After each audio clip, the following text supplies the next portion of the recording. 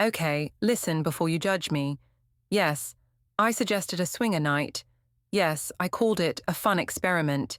Yes, I said it too excitedly. And yes, I even showed him the flyer. But it wasn't serious. I wasn't planning to do anything. I just wanted to spice things up. I didn't think he'd stand up silently, walk to the bedroom, and start packing my bags. I'm sitting on the edge of the bed right now, hands shaking, mascara smudged down my cheeks. He's on the other side of the room, folding my clothes with terrifying calm. Every time I try to speak, try to explain, try to make him understand, he shuts a suitcase zipper louder. Zip. The sound cuts through my words. Zip. Another piece of my life being packed away. Zip. The end of everything we built together. Before we get into it, don't forget to like and subscribe, and hit hype to boost this episode. Drop your city or country in the comments. I love seeing where you're watching from. Let me explain how we got here because I know what this looks like. I know what everyone's going to think. She wanted to sleep with other people. She was bored. She was cheating already. But none of that is true. None of it. I love him. I loved him. I still love him, even as he's packing my things like I'm a stranger he's evicting. I was just trying to do something fun, something different, something to break up the monotony that had settled over our relationship like dust. He came home stressed again. This was about 2 weeks ago. He's been working insane hours at his job, coming home exhausted, barely able to talk, just eating dinner in silence and falling asleep on the couch. And I get it. I understand work stress. But it was affecting us. We hadn't had a real conversation in weeks, hadn't gone on a date, hadn't laughed together, hadn't touched each other except for perfunctory kisses goodbye in the morning. Our relationship was dying slowly, and I could feel it. So I wanted to do something, shake things up, inject some excitement back into our lives. I was scrolling through my phone, looking for date ideas actually, looking for something we could do together, and I stumbled across this event, a swinger night at a local club. And before you ask, no, I wasn't specifically searching for swinger events. The algorithm just showed it to me, probably because I'd been looking at relationship advice articles and how to spice up your relationship listicles. The internet decided this was what I needed to see, and I looked at the flyer. Out of curiosity, that's all. It was colourful and professionally done, and it talked about couples exploring new dimensions of their relationship and safe spaces for experimentation. And honestly, it sounded kind of interesting. Not because I wanted to have sex with strangers, but because I thought maybe just going, just watching, just being in that environment might remind us that we're still young, still alive, still capable of excitement and spontaneity. I thought it might be a funny story we could tell later. Remember that time we went to a swinger club just to see what it was like? So when he came home that night, drained and distant, I tried to brighten the mood. I smiled and said, "Babe, I found something fun. What if we went to a swinger night, just to watch, as an experiment?" And I laughed because I thought it was obviously light-hearted, obviously a fun suggestion, obviously something we could laugh about together and maybe consider as a wild, adventurous thing to do. He didn't laugh. He stopped taking off his jacket. He turned to look at me slowly. And his face. God, his face. It wasn't angry. It was worse. It was blank, empty. Like I'd said something so fundamentally wrong that he couldn't even process it. "What did you just say?" he asked quietly, and I was still smiling, still thinking this was going to be a fun conversation, still completely oblivious to what I'd just started. "A swinger night," I said. "I found this event. It's not about cheating. It's about exploring, strengthening our bond. Couples go together, and it's all very respectful and boundaried, and we wouldn't have to do anything. We could just observe, just see what it's like, just experience something new together." I was babbling, getting more excited as I talked, pulling up the flyer on my phone to show him. "Look, it's at this nice club downtown. It's very upscale, very safe. Everyone's tested and vetted and— Why would you even think of that? He interrupted. His voice was still quiet, still controlled, but there was something underneath it, something dangerous. I stopped talking, looked at him, and I realized he wasn't joking around. He wasn't going to laugh. He was genuinely disturbed by this suggestion. I just thought it could be fun, I said, my voice smaller now. Something different, something to remind us we're still alive. By watching other people have sex, he asked, by participating in— What exactly were you hoping would happen? And I didn't have a good answer, because I hadn't thought it through. I'd just seen the flyer and thought, this looks interesting, and suggested it without considering how it would sound, without considering what it implied, without considering that maybe, just maybe, suggesting your partner go to a sex club isn't a normal way to spice things up. But I couldn't back down now. I was committed, so I said, probably the worst thing I could have said. Everyone's doing it these days. Open relationships and ethical non-monogamy and exploring your sexuality with your partner. It's normal now. It's healthy. And I watched his face change, watched something die behind his eyes. He didn't say anything, just stared at me for a long moment. Then he asked, "Where did you even find this?" And I realized how this looked. I realized that stumbling across it made it sound like I'd been searching for it. So I panicked. "My friend sent it to me," I lied. "She thought it was funny. She knows we've been stressed lately, and she sent it as a joke, and I just thought, maybe it could actually be interesting. But I'm a terrible liar. Always have been. My voice goes up at the end of sentences when I'm lying. My eyes don't quite meet his, and he knows me. He knows all my tells. "Show me the message," he said. "What?" "Show me the message where your friend sent you this." And my stomach dropped. Because there was no message. Because I'd found it myself. Because I'd just lied to his face and he knew it. I fumbled with my phone. I think I deleted it." "You deleted it?" "Yeah, I was clearing out my messages earlier and— "Unlock your phone." "What?" "Give me your phone. Unlock it. Let me see." And I should have refused. Should have said that was a violation of privacy. Should have stood my ground. But I was so flustered, so desperate to prove I wasn't lying even though I was, that I unlocked my phone and handed it to him. And he went through my messages, through my search history, through everything, looking for proof that I'd been planning this, that I'd been thinking about this, that this wasn't just a random, impulsive suggestion. He didn't find anything damning, because there wasn't anything to find. I really had just stumbled across it. But he also didn't find any message from a friend sending me the flyer, so my lie was exposed. "You lied to me," he said flatly. I just didn't want you to think I was actively looking for this." "But you were," he said. "You searched for it, you found it, you got excited about it, and then you lied about where it came from." "It's not like that." "Then what is it like? Explain it to me. Explain why my girlfriend is showing me flyers for sex clubs and lying about how she found them." And I couldn't explain, not in a way that made sense, not in a way that didn't make me look like I'd been fantasizing about this. So I just stood there, my phone still in his hands, watching him scroll through the flyer with this look of disgust and betrayal on his face. Then he zoomed in on one of the photos, a crowd photo of people at a previous event, and his face changed again. "Is that our neighbor?" he asked quietly. I looked, really looked at the photo, and oh my God, it was definitely our neighbor. Mark from 2 doors down, Mark who waves at us when we're getting the mail. Mark whose wife brings us cookies at Christmas. Mark who helped us jumpstart our car last winter. Mark who was apparently at a swinger event, in the photo, clearly visible. And my boyfriend was staring at this photo like it was evidence of a crime. "I didn't notice that before," I said quickly. "I swear I didn't see him in the photo." "But you looked at this flyer," he said. "You looked at it enough to think, this seems like a good idea for us." You looked at it enough to get excited. And our neighbor is in it.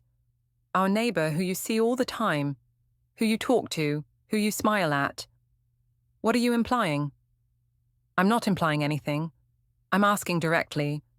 Have you been watching him? Comparing me to him? Thinking about him? No, I nearly shouted. That's insane. I didn't even see him in the photo until you pointed it out. But the damage was done. The seed was planted. Now he was looking at me like I'd been harboring secret desires for our neighbor. Like I'd been planning this. Like the whole fun experiment was just a cover for something else.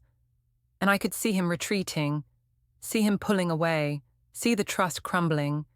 That was a week ago. Since then, things have been cold, tense. He's been distant, asking me strange questions. Have you talked to Mark lately? Have you been outside when he's been outside? Have you noticed anything about him? And I've tried to explain that I haven't, that this is crazy, that I'm not interested in our neighbor or anyone else. But he doesn't believe me. Or he can't believe me. The damage is done.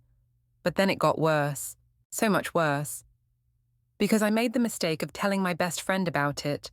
I needed to talk to someone, needed to process what was happening, needed someone to tell me I wasn't crazy.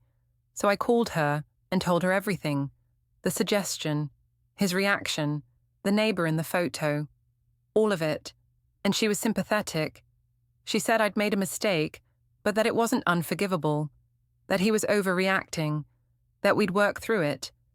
But she also told someone else. Told her boyfriend probably. Or told another friend. Or posted about it vaguely on social media. Because somehow the story spread. And within a few days, people in our neighborhood knew. People we barely know were looking at us differently. And then it happened. Mark's wife, the neighbor's wife, texted my boyfriend. I saw the notification pop up on his phone while we were having dinner. Your girlfriend wants open marriage events. Should I be worried? His face when he read it. The way his jaw clenched. The way he put down his fork very carefully and looked at me with pure fury. What did you do? He asked. I didn't do anything. Then why is Mark's wife texting me about swinger events? I don't know. I didn't tell her. But you told someone. I told my friend. That's it. I needed to talk to someone. And now everyone knows. Everyone in our neighborhood thinks we're into swinging. Thinks we're trying to recruit people. Thinks we're... He couldn't even finish the sentence. Just pushed back from the table and walked away. The humiliation spread like wildfire. People we knew started avoiding us. At the grocery store, I saw a couple we'd had dinner with once, and they literally turned their cart around to avoid talking to me. My boyfriend started getting weird looks at work. Apparently, someone there had heard through the gossip chain. His mother called him, concerned, asking if everything was okay with our relationship. It was a nightmare. But then came the thing that broke everything completely. A few days ago, I got a notification on my phone, an email, from the Swinger Club. Hi, we saw you're interested in our upcoming event. Your spot for this weekend is confirmed. Looking forward to seeing you both.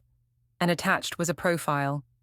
With my name, my photo, one from my Instagram, and information about me and my boyfriend, our relationship, our interests, everything. I stared at it in horror. Because I hadn't created this. I hadn't signed up. Someone else had. Using my information, using my photo, creating a fake profile, and signing us up for this event. And my boyfriend saw the notification before I could delete it. He was standing right behind me, looking over my shoulder, reading the email, seeing the profile, and his face went white. I didn't do this, I said immediately. Someone else did. Someone made a fake profile. Right, he said. Someone else. Someone who has your exact information, your exact photos, someone who knows exactly what we look like and decided to sign us up. Yes, exactly. Someone is messing with us. Or you signed up and you're lying about it. Why would I lie? Why would I sign us up and then act surprised when we got confirmed? I don't know, but I don't believe you. And that's when I realized it was over. That no matter what I said, no matter how much I protested, he would never believe me again. The trust was gone. Completely gone. He thought I was lying. Thought I'd been planning this all along. Thought I'd created a profile and signed us up, and was now pretending to be innocent. And nothing I could say would change his mind. He stood up without a word, walked to the bedroom, and I heard him opening drawers, opening the closet, and I followed him, found him pulling out my suitcase, setting it on the bed, starting to pack my clothes, folded neatly, organized by type, my shirts, my pants, my underwear, my pajamas, all going into the suitcase with methodical precision. "What are you doing?" I asked, my voice shaking. He didn't answer, just kept packing. Zip. "Please talk to me," I begged. Zip, another section closed. "I'm sorry," I said. "I'm so sorry. I never should have suggested it. I wasn't thinking. I was stupid. But I didn't sign us up. I swear, I didn't sign us up. Someone else did this. Someone is trying to ruin us." Zip. He moved to the bathroom, started packing my toiletries, my toothbrush, my makeup, my skincare products, everything going into a smaller bag, then into the suitcase. "I love you," I said desperately. "I love you so much.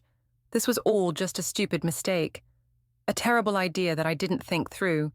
But it doesn't mean I don't love you. It doesn't mean I want someone else. I just wanted us to have fun, to be close again, to feel alive again." He paused, just for a moment, and I thought maybe I'd gotten through to him, but then he went back to packing. My chargers, my laptop, my books, even my slippers. Everything. He was packing everything. "Where am I supposed to go?" I asked, tears streaming down my face now. He still didn't answer, just finished packing. Zipped the final zipper, lifted the suitcase off the bed, carried it to the front door, set it down carefully, then turned to look at me, and when he finally spoke, his voice was calm. Too calm. "If you want something new," he said, "go find it. If you want experiments, experiment somewhere else. If you want to explore, explore without me." "I don't want to do any of that without you," I sobbed. "Then you shouldn't have suggested it in the first place." And I saw it in his eyes. The finality. The decision already made. He was done. Completely done. No amount of apologizing or explaining or begging would change it. I'd crossed a line I didn't even know existed, and now I was paying the price. "Please," I whispered, "please don't do this." But he was already doing it. He opened the door. The night air rushed in, cold and unforgiving. He looked at me expectantly, waiting for me to leave, to pick up my suitcase and walk out of our life together, and I couldn't move, couldn't make my legs work, couldn't accept that this was really happening. "You're really doing this?" I asked. "You're really throwing me out over one stupid suggestion?" "It's not about the suggestion," he said quietly. "It's about what it revealed, about what you want, about who you are. And I can't be with someone who thinks that's an appropriate way to spice things up. I can't be with someone who lies about where they got the idea. I can't be with someone who apparently signed us up for a sex club and then pretended they didn't. I can't trust you anymore. And without trust, there's nothing." I wanted to argue, to defend myself, to prove I hadn't signed us up. But what was the point?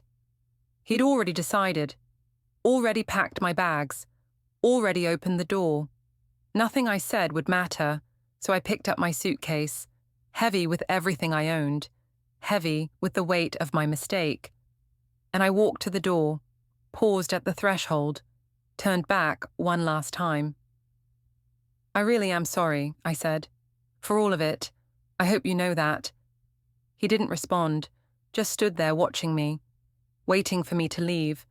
So I stepped outside, into the cold night, onto the porch where we used to sit together drinking coffee in the mornings, where we used to laugh and talk about our future, where we used to be happy, and the door closed behind me.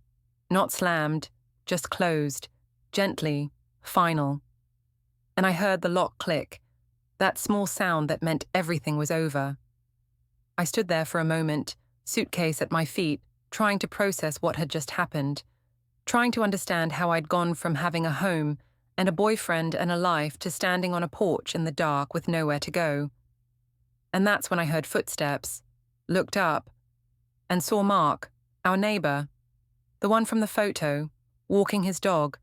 He saw me, saw my suitcase, and our eyes met. He knew. Of course he knew. His wife had texted my boyfriend. The gossip had spread. Everyone knew. And the look on his face, pity mixed with discomfort, mixed with barely concealed judgment, made me want to die. He mumbled something.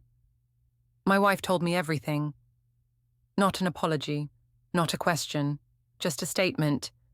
An acknowledgement that he knew exactly why I was standing on this porch with my suitcase. That he knew I'd suggested going to his sex club. That he knew I'd destroyed my relationship. That he knew I was being thrown out. He walked past quickly, dog pulling on the leash, avoiding eye contact. And I stood there watching him go, realizing my humiliation was complete, total, public. Everyone knew. Everyone would always know. I was the girl who suggested a swinger night, the girl who destroyed her relationship, the girl who got thrown out. That's who I am now. That's who I'll always be in this neighborhood. I tried calling him, my boyfriend, my ex-boyfriend, whatever he is now. It rang once and went to voicemail. He declined it, blocked me maybe.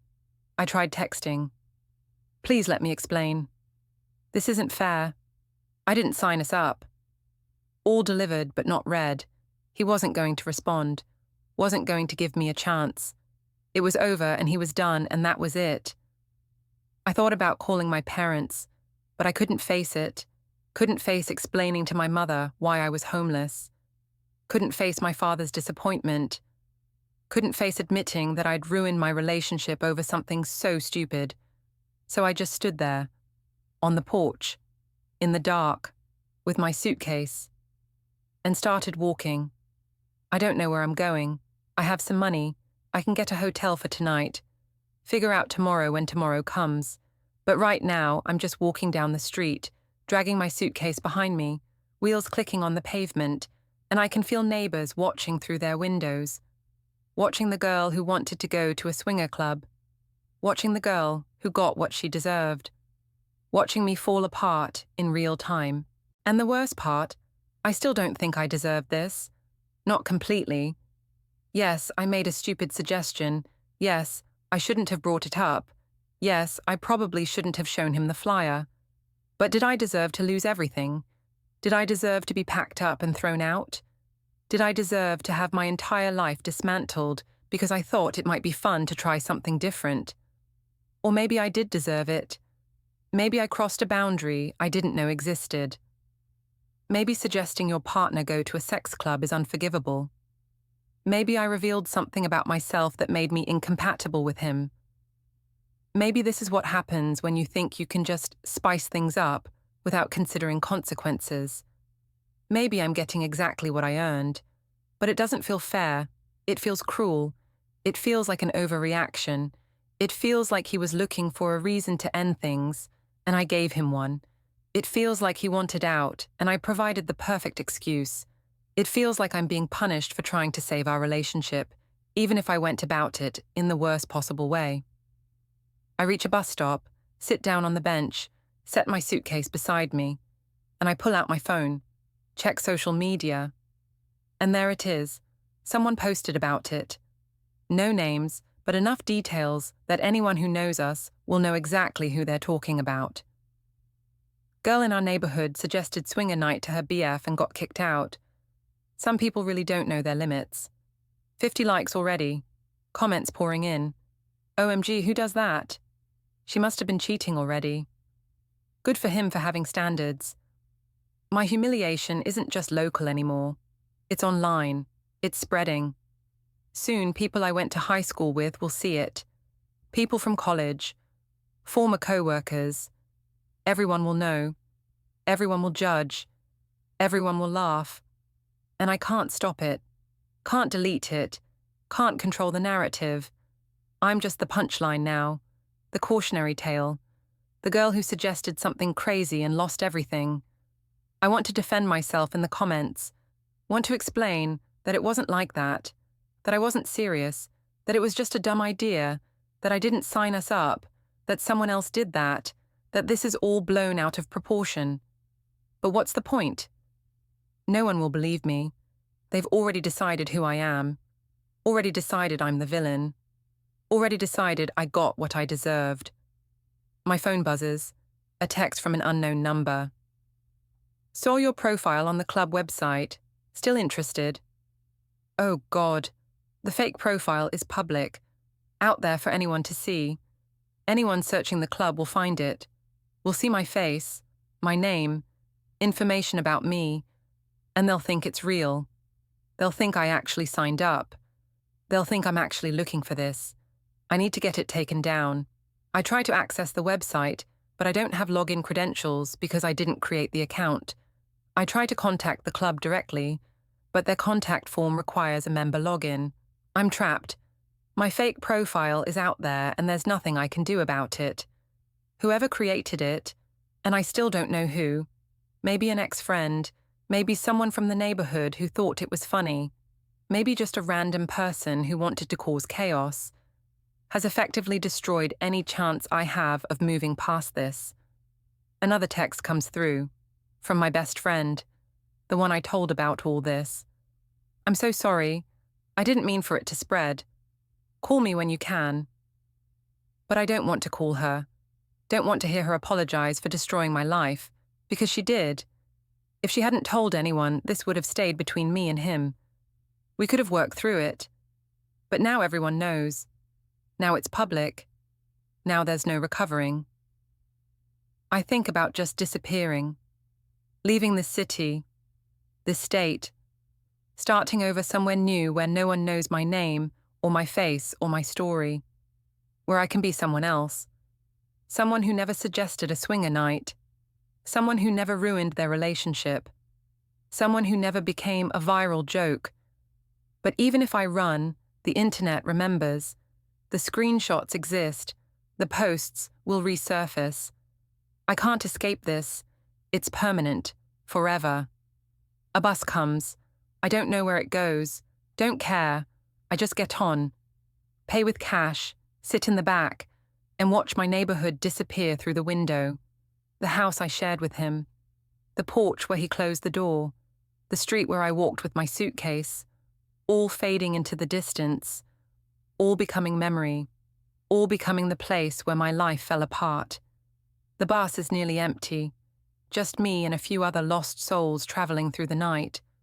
Nobody looks at me. Nobody cares. I'm invisible here, just another person with a suitcase going somewhere. And for a moment that feels like mercy.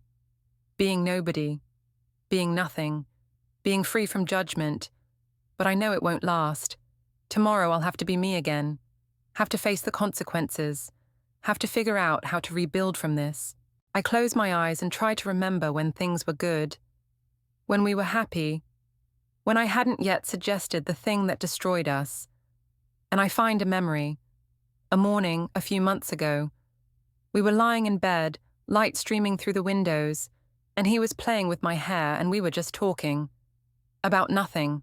About everything. About our future. And I felt safe. Loved. Complete. And I wish I could go back to that moment. Wish I could stay there forever. Wish I had never scrolled past that stupid flyer. But I can't go back. Can't undo what's done. Can't unspeak the words. I suggested a swinger night and he packed my bags. And now I'm on a bus to nowhere with my entire life in a suitcase and a phone full of people laughing at me. This is my reality now. This is who I am. The girl who destroyed everything with one stupid suggestion. And I have to live with that. The bus keeps moving through the city, past shops and restaurants and places we used to go together. Past the coffee shop where we had our first date. Past the park where he told me he loved me. Past the jewelry store where we looked at rings once, just window shopping, just dreaming. All these places that used to mean something. that used to be ours, that are now just places, just buildings, just reminders of what I lost. I don't know where this bus is going, don't know where I'll end up, don't know what tomorrow looks like, or next week, or next year. All I know is that I'm here, now, alone, with nothing but a suitcase and regret. And somewhere behind me, he's in our apartment, his apartment now, probably relieved I'm gone, probably already moving on, probably telling everyone his version of the story. The version where I'm crazy, where I wanted to cheat, where I signed us up for a sex club and lied about it. The version where he's the victim and I'm the villain. And maybe he's right. Maybe I am the villain. Maybe I did want something I wasn't admitting to myself. Maybe the suggestion wasn't as innocent as I thought. Maybe I was looking for an escape, a way to blow up our relationship without having to take responsibility. Maybe this is exactly what I wanted, and I just didn't realize it until it happened. Or maybe I'm just a girl who made one catastrophically bad suggestion and paid for it with everything. Maybe I'm just someone who thought they could spice things up and learned the hard way that some ideas should stay in your head. Maybe I'm just human, just flawed, just someone who made a mistake and is now living with the consequences. The bus stops. End of the line. Everyone has to get off. I grab my suitcase and step into the night. I'm in a part of the city I don't recognize. Don't know where I am. Don't know where to go. But I start walking anyway. Because what else is there to do? I have to keep moving, have to keep surviving, have to keep existing even though everything is broken. And as I walk, dragging my suitcase, mascara still smeared, life still in ruins, I whisper to myself what I've been thinking this whole time. What I'll probably think for the rest of my life. It was just a fun idea. I didn't think it would ruin everything. But it did. It ruined everything. And now I have to live with that. I find a small hotel, one of those budget places that doesn't ask questions, the kind where the clerk barely looks at you when you check in. I pay cash for one night, take the key, climb the stairs to room 214. The room smells like cigarettes and cleaning chemicals. The bedspread is worn. There's a stain on the ceiling that looks like it's been there for years. But it's shelter. It's privacy. It's somewhere I can break down without an audience. I drop my suitcase and sit on the edge of the bed. My phone won't stop buzzing. More notifications, more comments, more people sharing the story. It's everywhere now, on multiple platforms. Someone made a TikTok about it, not using my name, but describing the situation in detail. It has hundreds of thousands of views. The comments are brutal. This is why communication matters. She 100% was already cheating. Red flag energy. Main character syndrome. I'm being dissected by strangers who know nothing about me except this one moment. This one mistake. I want to throw my phone across the room. Want to smash it. Want to destroy the thing that's showing me my own public execution. But I can't, because it's my only connection to anything. My only way to maybe, possibly, eventually fix this. Though I don't know how. Don't know if it's even fixable. Don't know if there's a path forward from here. I think about the fake profile again. Someone created it. Someone who knew enough about me to use accurate information. Someone who had access to my photos. Someone who wanted to humiliate me. But who? Who hates me enough to do this? I scroll through my mental list of people I've wronged. Ex-friends, former co-workers, old boyfriends. But no one stands out as someone who would go this far. Unless it wasn't personal. Unless it was just random. Some troll who saw the gossip and decided to make it worse. Some stranger who thought it would be funny to create chaos in my life. The cruelty of strangers. That's what this is. People who don't know me, don't care about me, just want entertainment, want drama, want to feel superior by tearing someone else down. And I gave them the perfect opportunity. I made myself the target, by suggesting something unconventional, by being different, by not staying in my lane. This is what happens when you step outside the norm. When you suggest something that makes people uncomfortable, they destroy you for it. But was I really that wrong? I keep coming back to this question. In a world where open relationships exist, where polyamory is increasingly accepted, where people talk openly about kinks and preferences and non-traditional arrangements, was my suggestion really so outrageous? Or was it just ahead of what he was comfortable with, just different from his values, just incompatible with his vision of our relationship? Maybe we were never as compatible as I thought. Maybe he wanted traditional and I wanted experimental. Maybe he wanted safe and I wanted adventurous. Maybe this was always going to end, and the swinger night was just the catalyst, just the thing that revealed our fundamental incompatibility. Maybe I should be grateful it happened now instead of 5 years from now. 10 years. After marriage and kids and a mortgage. Maybe this is actually a blessing disguised as a disaster, but it doesn't feel like a blessing. It feels like punishment. It feels like my life has been taken from me because I dared to suggest something different, because I dared to think outside the box, because I dared to imagine our relationship could include something unconventional. And the punishment doesn't fit the crime. I didn't cheat, didn't lie, didn't betray him. I just suggested something, just floated an idea, just tried to add excitement to our stagnant relationship. And for that, I lost everything. I pull out my laptop, search for the Swinger Club website, find the fake profile, and there it is. My face, my name, a bio that sounds like me but isn't me. Adventurous couple looking to explore new experiences, open-minded and eager to meet like-minded people. It's convincing, well-written, detailed. Whoever created this put effort into it, knew how to make it sound authentic.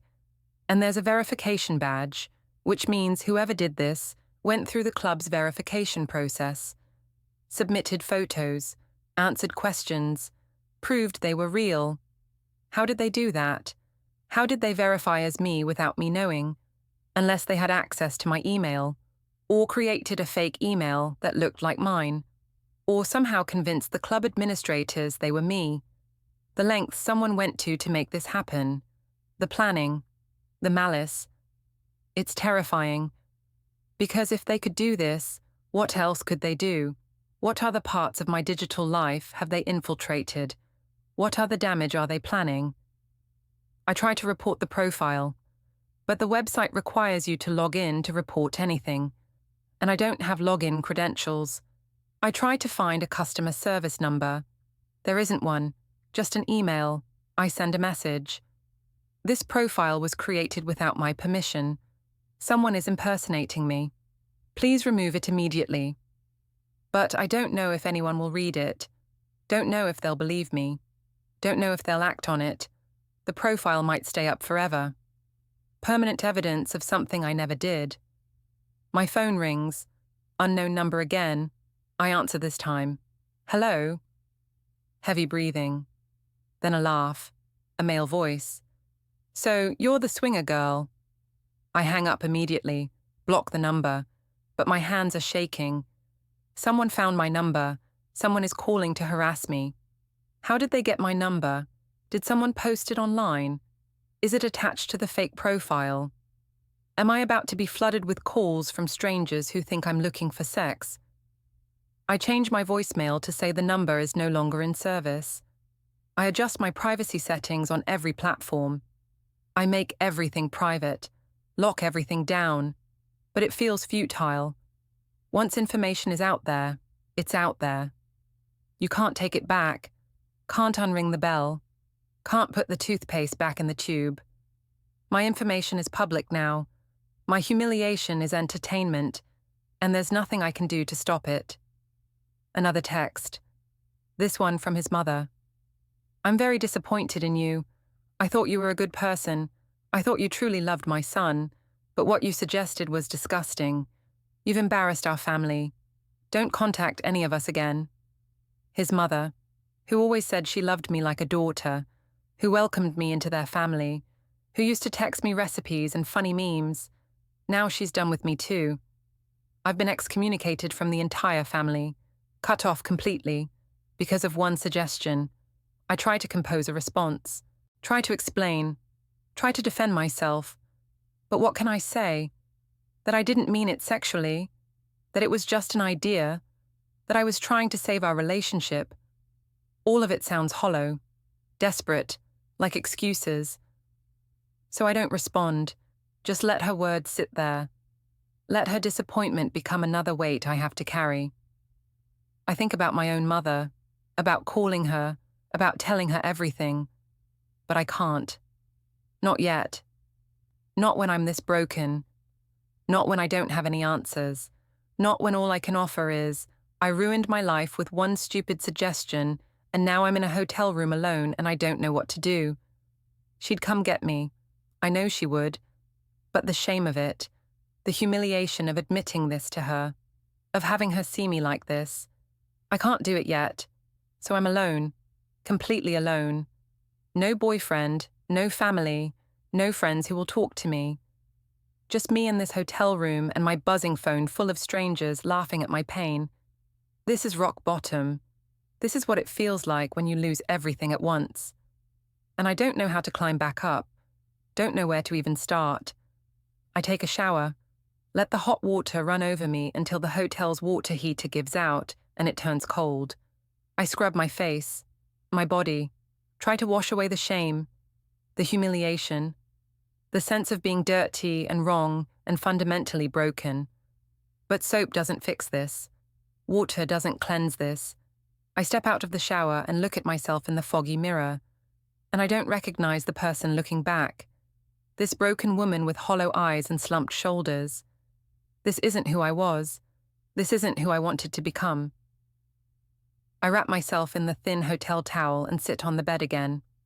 My phone has finally stopped buzzing as much. The story is getting old. People are moving on to the next scandal, the next viral moment, the next person to destroy. But for me, it's not over. For me, this is just the beginning.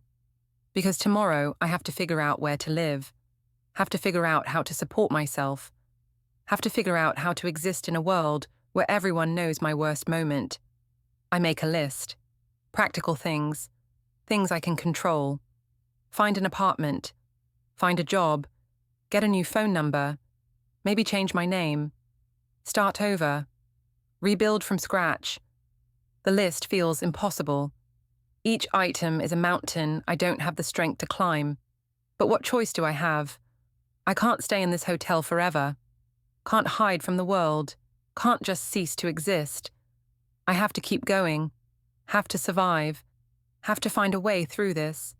I look at apartments online, cheap ones, studios, places that don't require references, places that won't Google my name, places where I can disappear. There aren't many. Most require credit checks, background checks, references from previous landlords. And my previous landlord is my ex-boyfriend, who definitely won't give me a reference, who would probably tell them exactly why I left. So I'm stuck, caught between needing a place to live and having no way to get one. Maybe I can find a sublet, something under the table, cash only, no questions asked. I scroll through listings, message a few people. Available immediately, can pay first and last month's rent in cash, no pets, quiet, clean. I don't mention why I need a place so urgently. Don't mention that I'm homeless because my boyfriend kicked me out. Don't mention the viral story. Just try to sound like a normal person looking for a normal apartment. Hope that someone will give me a chance. One person responds, "When can you come see it?" Tomorrow. I can see it tomorrow. It's a start, a small hope, a possibility that maybe, just maybe, I can begin to rebuild. I respond with a time, confirm the address, and for the first time since this nightmare began, I feel something other than despair. Not happiness, not even relief. Just possibility. The sense that maybe the free fall has a bottom, that maybe I've hit it, and now the only direction is up. I try to sleep, but my mind won't shut off. keeps replaying everything. The moment I showed him the flyer, the look on his face, the packing, the door closing, the neighbor's judgment, the viral posts, the fake profile, all of it cycling through my brain on repeat, torturing me with what I did, what I could have done differently, how I could have prevented all of this, if I hadn't shown him the flyer, if I hadn't suggested it at all, if I'd just said, hey, I feel like we're growing apart, can we talk about it? Like a normal person, if I'd suggested couples therapy instead of a swinger club, if I'd been literally anyone else with any other idea, we'd still be together. I'd still have a home. I'd still have a life. But I didn't. I suggested the worst possible thing, and now I'm paying for it. The night stretches on. I watch the clock. 3 a.m., 4 a.m., 5 a.m., still no sleep, just lying here in the dark, thinking about everything I've lost, everything I'll never get back, the relationship, the trust, the reputation, the future we'd planned, all gone, all destroyed, all because I thought a swinger night sounded fun. Finally, around 6, I give up on sleep, order coffee from the hotel lobby, sit at the small desk and start making actual plans. Not just vague ideas, but concrete steps. Step 1, see the apartment. Step 2, if it works, move in immediately. Step 3, find a job, any job, something that pays cash, something that doesn't require a background check. Step 4, lay low. Stay off social media, let the story die. Step 5, eventually maybe, start rebuilding a life that looks something like normal. It's not much of a plan, but it's something. It's more than I had yesterday. It's a path forward. Narrow and treacherous and uncertain, but forward nonetheless. And right now, forward is all I've got. The coffee arrives. It's terrible, burnt and weak, but it's caffeine, it's warmth, it's something to hold while I sit here planning my survival.